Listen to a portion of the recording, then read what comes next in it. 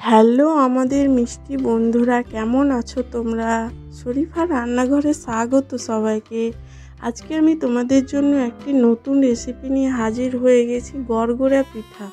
বন্ধুরা, এটা শীতকালে খেতে খুব ভালো লাগবে এবং এটা খুব টেস্টি খাবার। একবার বন্ধুরা উপকরণগুলো দেখে নাও।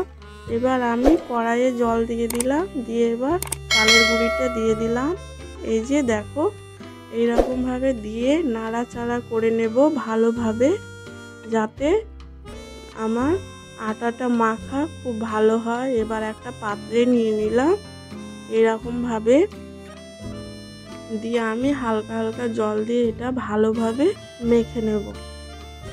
এই যে দেখো বন্ধুরা, এইরকমভাবে আমি জল দিয়ে দিয়ে ভালোভাবে এটা হাতের সাহায্যে মেখে নেব, যাতে এটা আমার খুব নরম হয় এবং সফট হয়, খেতে এটা খুব ভালো লাগে। তার জন্য দেখো বন্ধুরা, এইরকমভাবে আমার আটাটা প্রায় মাখা হয়ে গেল। এবার আমি গুড়টা ঝুরঝুরিভাবে কেটে নেব ছুরির সাহায্যে। এই যে দেখো বন্ধুরা, এইরকমভাবে আমি ভালোভাবে গুড়টা কেটে নিলাম ঝুরঝুরিভাবে, যাতে ভরতে খুব ভালো হয় পিঠাটার মধ্যে। এবার আমি যে আটাটা মেখে রেখেছি, এবার আমি ছোট ছোট লেচি কেটে নেব, দিয়ে আমি গড়গড়া পিঠাটা বানিয়ে নেব।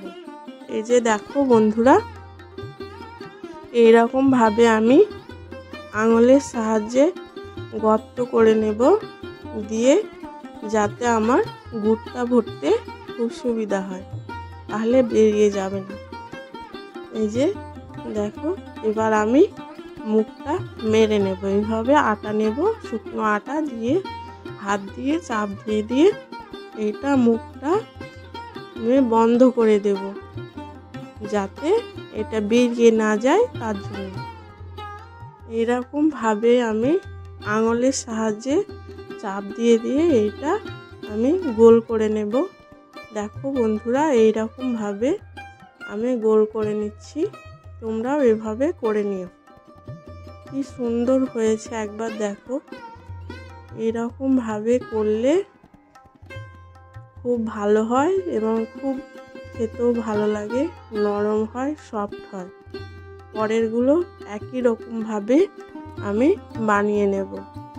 বন্ধুরা, তোমাদের লাইক, শেয়ার, কমেন্ট, সাবস্ক্রাইব আমাদের অনেকটা নিয়ে যাবে।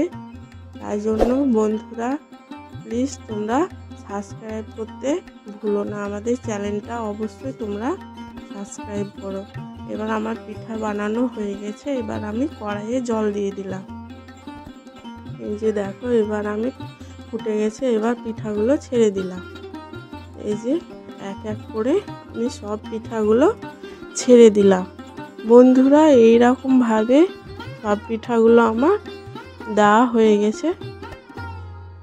কেউ দুবারেও করতে পারো, যাদের মনে হয় একবারে অসুবিধা হচ্ছে তারা দুবারে পিঠাগুলো দিতে পারো। বন্ধুরা, এইভাবে একটু নাড়াচাড়া করে নিতে হবে খুন্তি দিয়ে, যাতে তলায় লেগে না যায়, তার জন্য। এই যে দেখো, এরকমভাবে খুন্তির সাহায্যে আমি নেড়ে নেব, দিয়ে আমার একটা পলক চলে এসছে। মানে এটা প্রায় কাছাকাছি সেদ্ধ হয়ে যাওয়ার মধ্যে।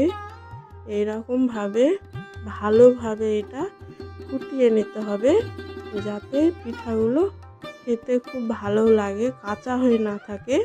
তার জন্য এইরকমভাবে ভালোভাবে সেদ্ধ করে নেব। এবার আমার পিঠাগুলো হয়ে গেল। এবার ছাঁকনিতে তুলে আমি একটা পাত্রে রেখে দেব, ঝুড়িতে রেখে দিলাম। ঝুড়িতে রাখলে যে জলটা থাকবে সে জলটা ঝরে যাবে, তার জন্য আমি এক এক করে তুলে নিলাম এবং ঝুড়িতে রেখে দিলাম। এই দেখো বন্ধুরা, আমি এইভাবে করে আমি সবগুলো গড়গড়া পিঠা আমি তুলে নিলাম। কি সুন্দর হয়েছে একবার দেখো বন্ধুরা, দারুণ হয়েছে এবং খেতেও এটা ভীষণ মজাদার। বন্ধুরা বিশ্বাস করো, একবার তোমরা এই খাবারটি বানিয়ে খেয়ে দেখো, খুব ভালো লাগে। আমার তো ভীষণ ভালো লাগে। এবার আমি একটা পাত্রে সার্ভ করে নেব পিঠাগুলো। দেখো সুন্দর হয়েছে, দারুণ হয়েছে, একটাও ফেটে যায়নি এবং সবগুলোই দেখতে ভীষণ মজাদার এবং খুব টেস্টি। একটা বন্ধুরা খেয়ে দেখো, খুব ভালো লাগবে। ভালো যদি লাগে বন্ধুরা, অবশ্যই আমার চ্যানেলটা সাবস্ক্রাইব করতে ভুলো না। দেখো বন্ধুরা কি নরম এবং সফট হয়েছে এবং গুড়গুলো গলে গেছে এবং কি সুন্দর লাগছে। বন্ধুরা অবশ্যই আমার চ্যানেলটা সাবস্ক্রাইব করতে ভুলো না প্লিজ। বন্ধুরা ভালো থেকো সবাই।